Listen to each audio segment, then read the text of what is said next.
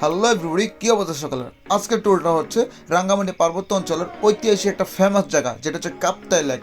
আমরা সকলে জানি এটি একটি কৃত্রিম উপায়ে বাঁধ নির্মাণের ফলে এই কাপ্তাই লেকটা তৈরি হয়েছে। আমরা আমাদের বিশ্ববিদ্যালয়ের কিছু সংখ্যক স্টুডেন্ট এবং বন্ধুবান্ধব মিলে আমরা কাপ্তাই লেকে রাঙ্গামাটির উদ্দেশ্যে রওনা দিই।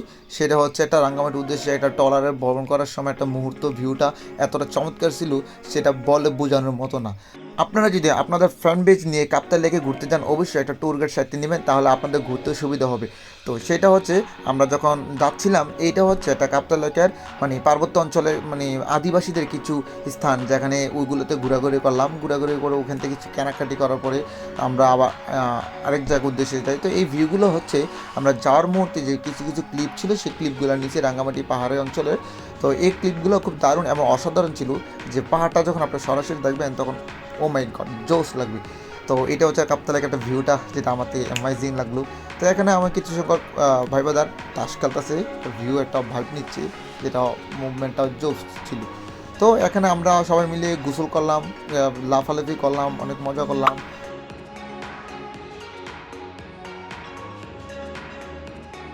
এবং আদিবাসীরা খুব মজার মানুষ, এদের সাথে মজা করলে এরাও খুব মজা করতে পারে। তো এদের সাথে খারাপ ব্যবহার করবেন না।